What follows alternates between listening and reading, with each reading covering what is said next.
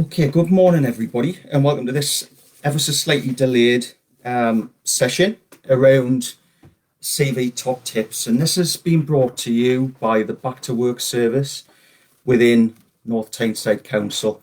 What I'm going to talk around during the session, in particular towards the end of the session, is what the Back to Work service does and how we can help and support you in your job search, your job application, and interview skills, and anything else. It's a really flexible service.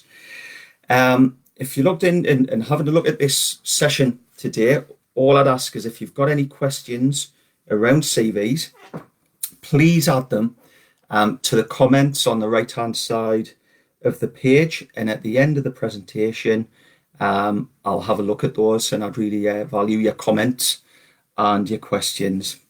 Okay, then, so let's dive in.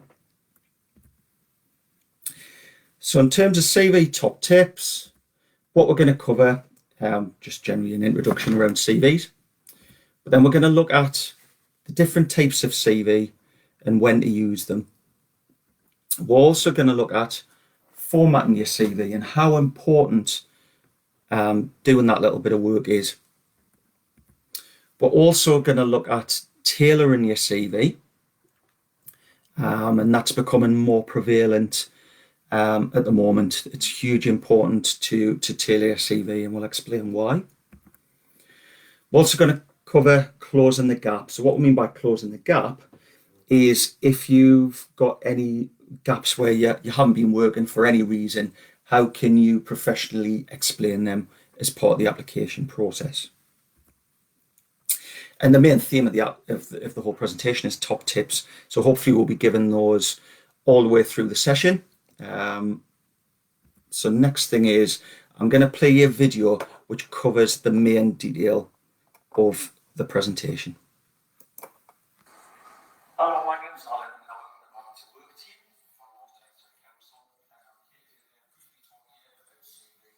So CV is really important part of the application process. The main thing is that application really not coming out into an application form, an online interview, or it could be build a profile on the company's website. But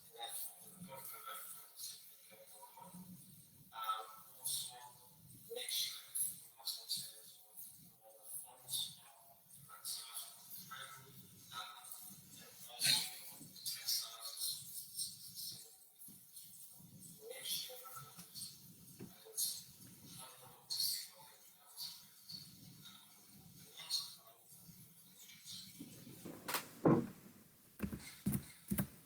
Okay, then. I've just realised just at the start of the presentation, I didn't introduce myself. That was me on that video.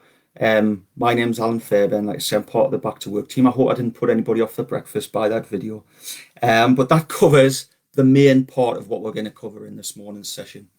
So essentially, we're just going to add detail to what was on that video. So basically, CVs are a condensed version of your professional life. So it highlights your skills, your attributes, and your work or training history. The best description of a CV, I think, was it's kind of like a personal marketing document. And really, it's got to be as competitive as it possibly can. If you're applying for a job, there's going to be other applicants as well. So you need to make sure that your CV stands out and it stays within that application process to at least get you to the point of interview.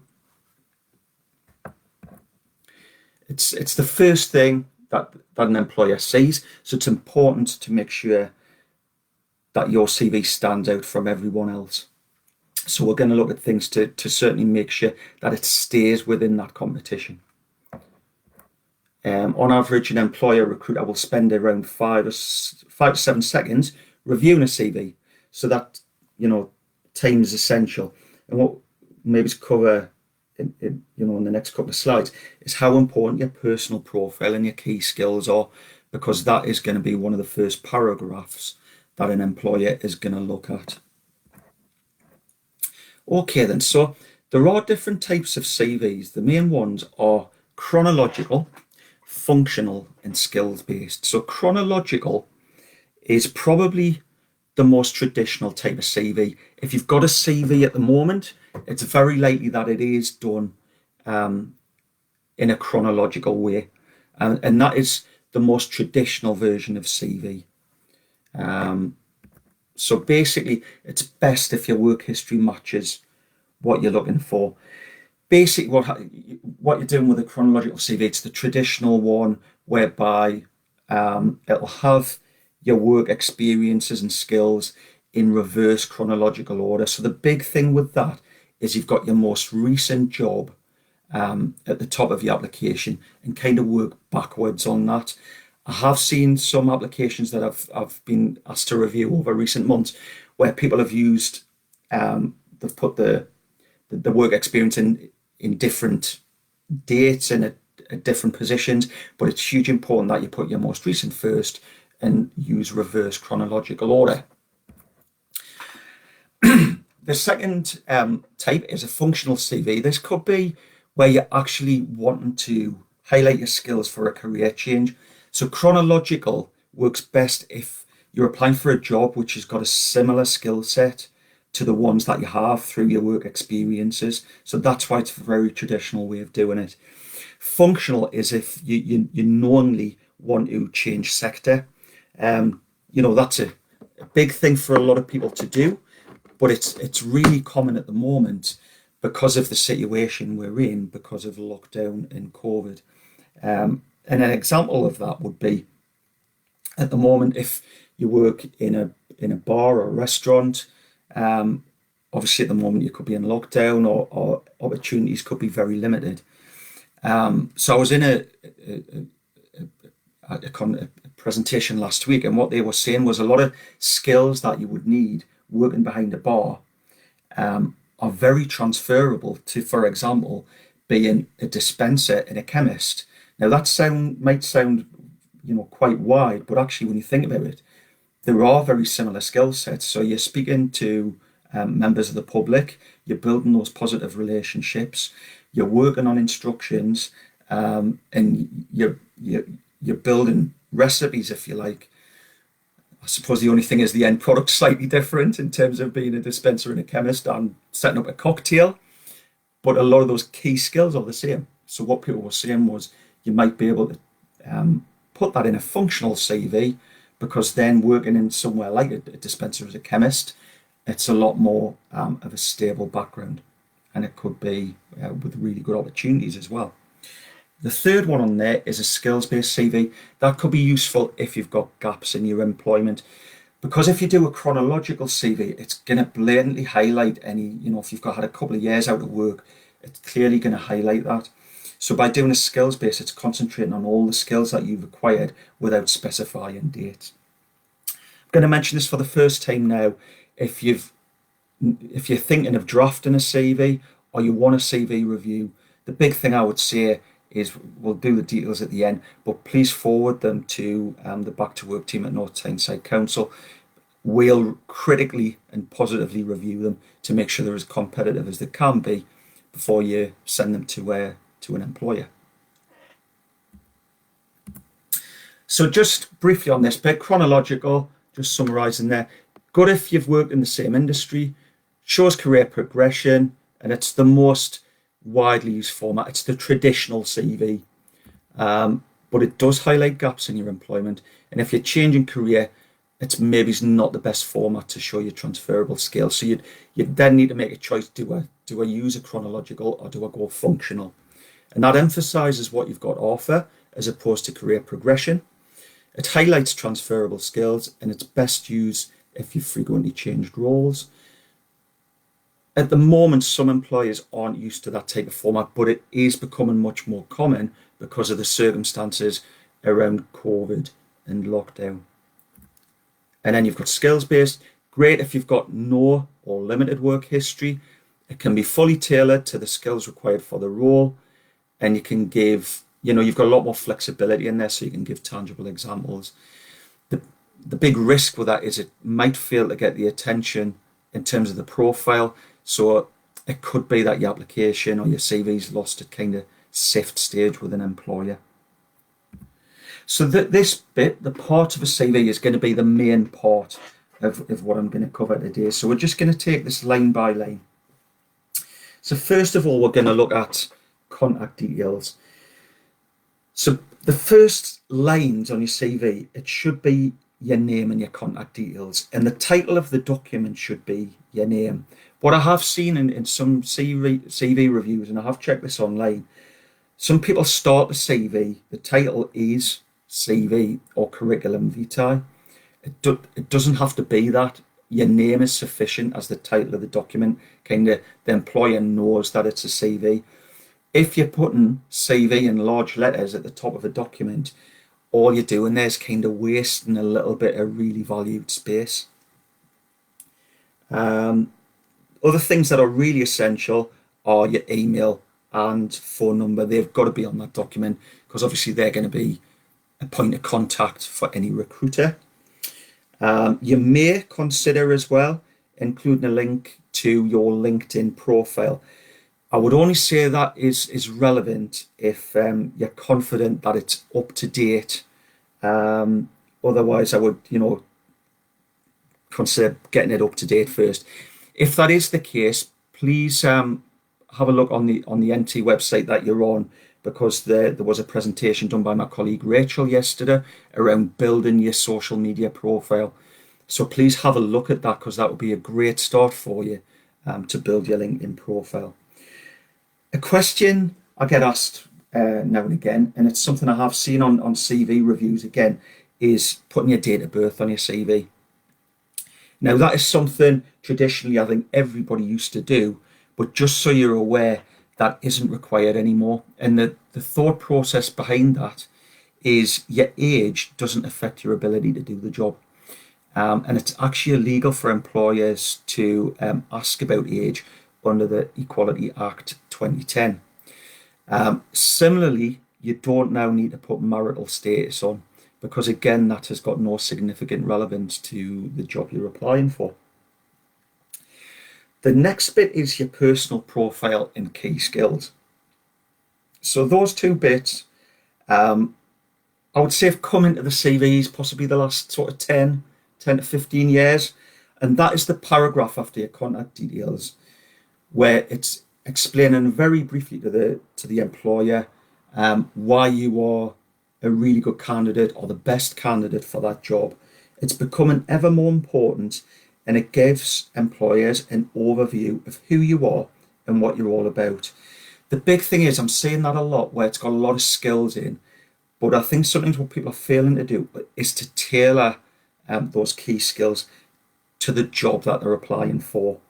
So when you're doing that, it's worth having a look. You'll see the job advert, you'll see the job description, the specification. Make sure that the words you're using in that personal profile kind of match what the employer is looking for. But the big questions you need to be covering are: who are you? What can you offer the company? And what are your career goals? But try and have a look at what the employer is looking for, and make sure you try and cover them with that as well. The vast majority of your CV is going to be your employment history. If you've got a lot of experience, this can be the challenge in putting all of that on a CV. So I'm going to repeat myself a little bit, but obviously this is the bit that must go, if you're doing a chronological CV, it must go in reverse order. with your most recent roles first.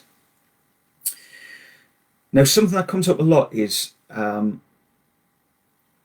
length of a CV. We're going to touch on that in more, but rule of thumb is the length of a CV is normally about 2 pages.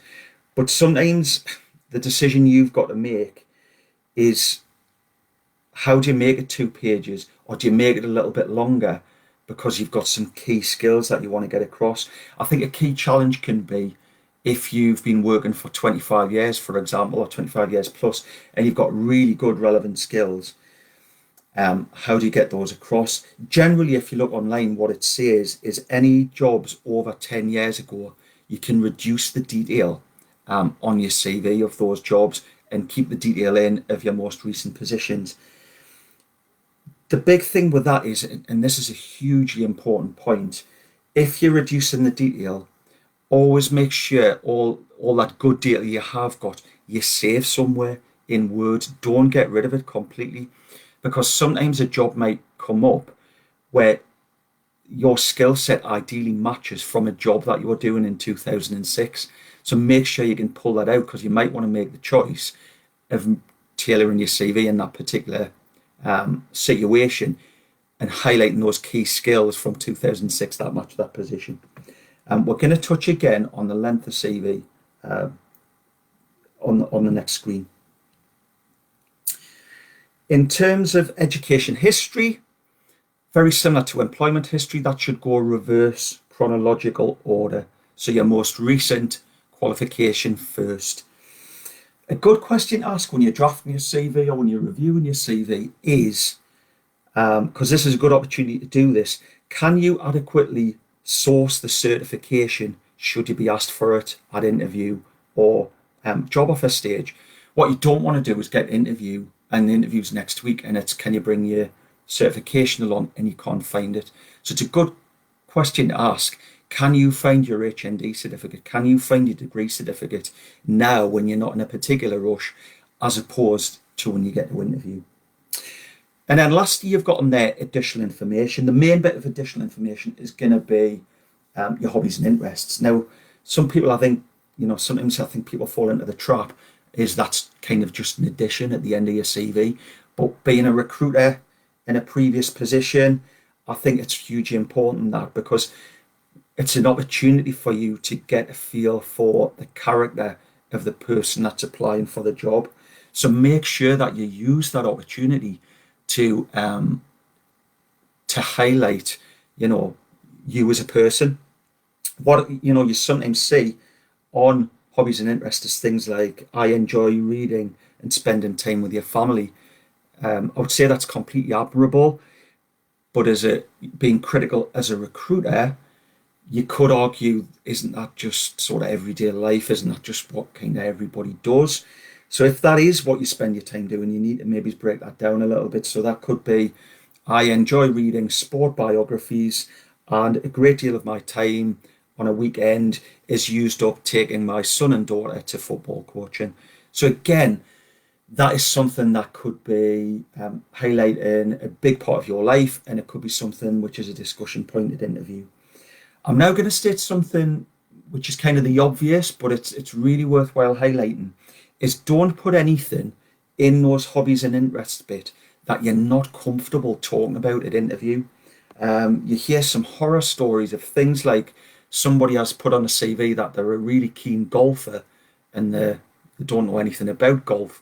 Well, what could then happen is you could get to interview stage, and the employer, the recruiter, is a really keen golfer.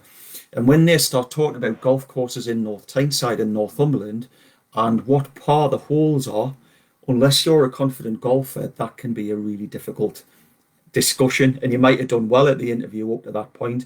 So I would always say only put hobbies and interests on your CV that you genuinely have a passion for and you have a knowledge of and you can comfortably converse about at interview stage. Okay then, so we're now looking at, once your CV is kind of there in terms of first draft and it's built, have a think about formatting your CV. So first of all, when it comes to formatting your CV, keep it simple. Don't use colours, fancy fonts, pretty paper or pictures. I think some people think that is a way to make a CV stand out, and I get that sort of rhetoric, but you've got to remember that a CV is a professional working document. So I would keep it, professional, well structured. I would recommend, if you're using a font size, I would go down the route of using Calibri or Arial. That's what's generally used in work situations and what an employer would expect. You might want to use a slightly different font or something like that for the title, but really try and keep it as simple as you possibly can. Make sure your CV is logical and the employer can find what they need. Keep the formatting clean and simple. Emphasis on the logical there. Again, let's reiterate the point, reverse chronological order. An employer, if they're quickly looking at a CV, will expect it to be in that format if it's a chronological CV. So please use that way of doing it. Okay then. So the rule of thumb on length of CV is a maximum of 2 pages. That's, try and grab the employer and make them notice you. However, what I would say is one size doesn't fit all, and maybe it's only you can be the judge. But if you've got some real key experiences from 13, 14 years ago, and that means that your CV goes to 2.5 sides, you've got to make the choice. Is leaving that information in going to give you a better chance of getting the job than taking it out?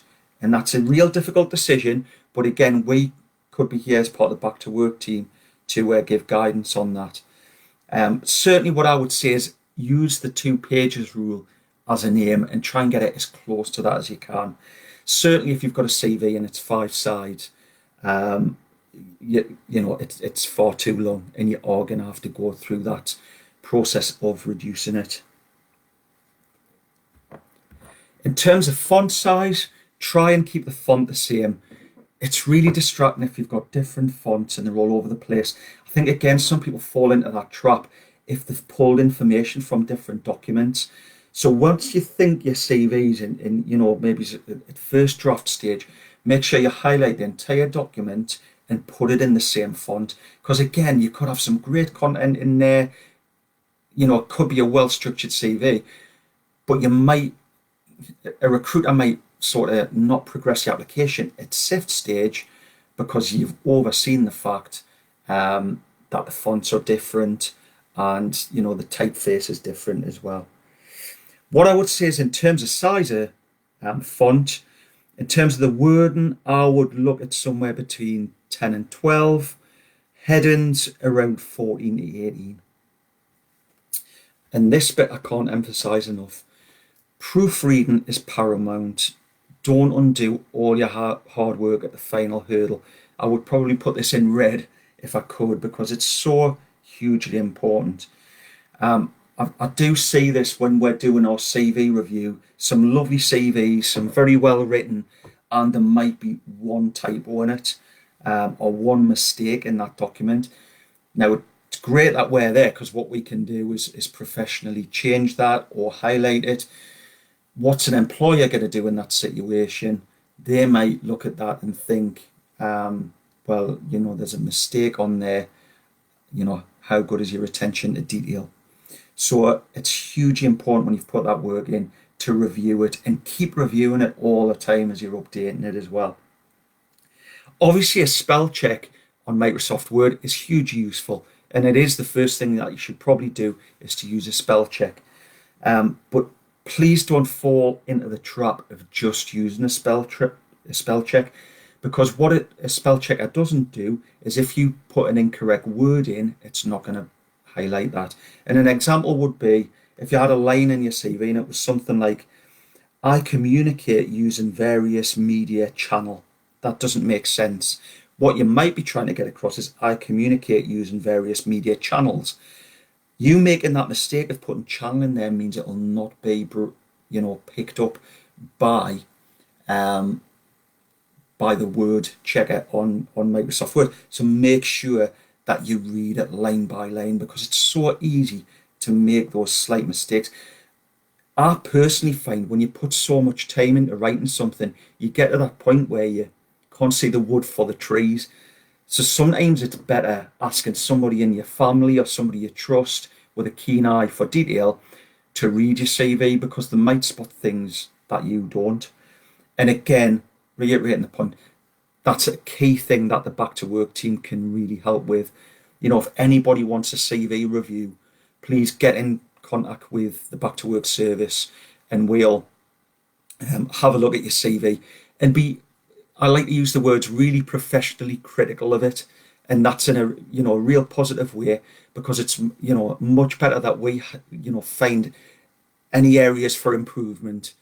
Because if you're applying for a lot of jobs, the employer isn't going to come back with feedback on your CV. You're just not going to progress your application. So that is a hugely important point.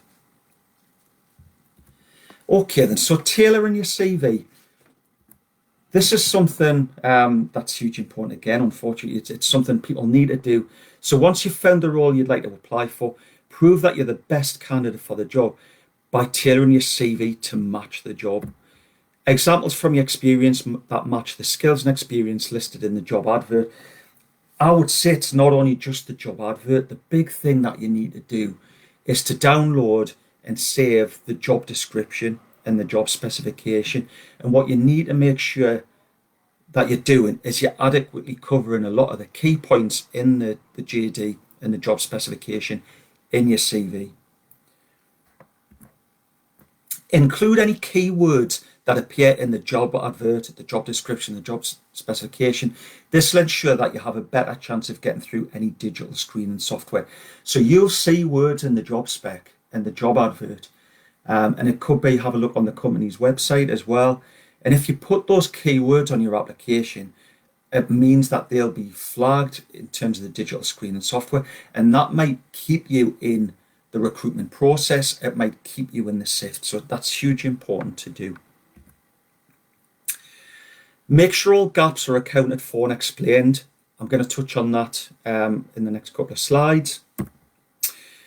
You may also be asked to provide a cover letter, which acts as a more personal introduction. So a cover letter, again, definitely needs to be tailored for the job that you're looking for. If anybody wants any sort of guidance or advice on cover letters, again, get in touch with the Back to Work service. We would be able to help you every step of the way on that. Drop any comments in the box there as well, because that could be a suggestion for a further presentation topic in future months.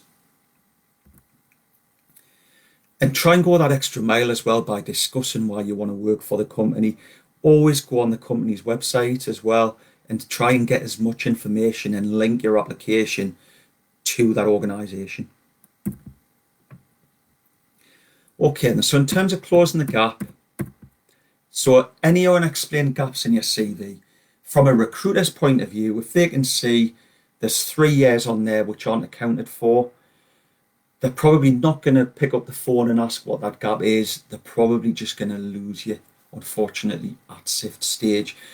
So by explaining what you were doing in that time is hugely important, because they're not going to know. So if you've been volunteering, it's not a paid job, but you'll have picked up some excellent skills doing that. So make sure you put that on your CV.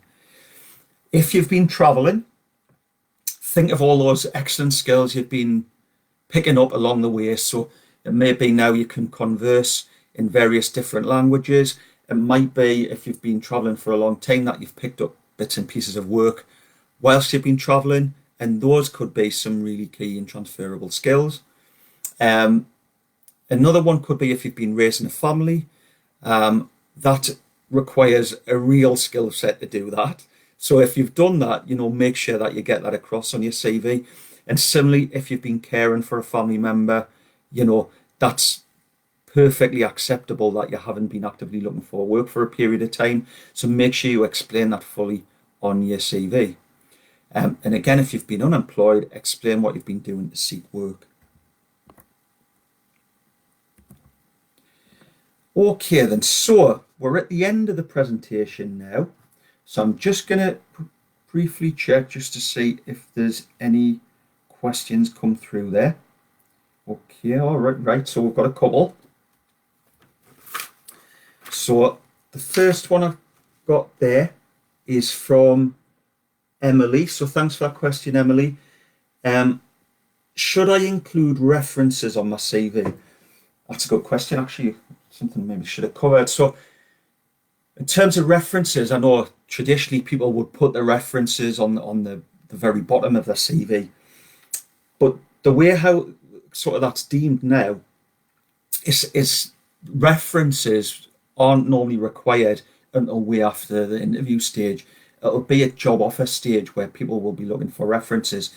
So what I would say is you might want to just leave one line on your CV, something like references are readily available on request, and kind of leave it on that. So what that also does is it saves it. We've already mentioned, how long a CV should be. That can buy you a little bit of space as well by not putting those references on. But make sure they are readily available.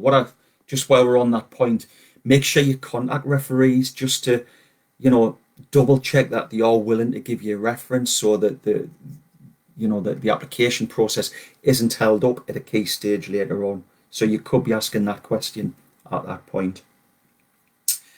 Another question coming in there from Chris. So that is, do I need to tailor my CV cover letter for every job application? No, we've kind of touched on that. The simple answer to that would be yes. I think it's expected now by recruiters that you've looked at the job advert, the job specification and the job description, and you've looked at those fully, and you've tried to tailor and match your application accordingly. What I would say as well is save your job description and job specification, because it could be you might apply for a job with a CV and you don't hear anything for a couple of months. Make sure you've got that documentation so you can refer back to, and to be fully focused and refreshed if your application progresses. Okay. And then I've got another question coming in there. Should I put my picture on my CV? Right, I have seen that before where people have put a picture on their CV. Guidance on that says, I don't know if it's a bit of a US thing, but it's certainly in the UK, it's not expected at all. So don't feel like you've got to put certainly at the first stage, I wouldn't put my picture on my CV. I haven't got a picture on mine. I would only do that if it was specifically requested, and I think that would be really, really rare. So it's not really a UK thing to do that. Okay, just checking if there's any more questions coming through. That seems to be them all. But I mean, if there are any other questions, please drop them in the comments box or get in touch with the Back to Work team within North Tyneside Council. So, just moving on to that point, could you benefit from a CV review? If you feel like you can, or indeed you want a CV drafted, please get in touch with the Back to Work service within North Tyneside Council. So the number for that is 0191 643 2111, and we also have an email address, employability.skills@northtyneside.gov.uk.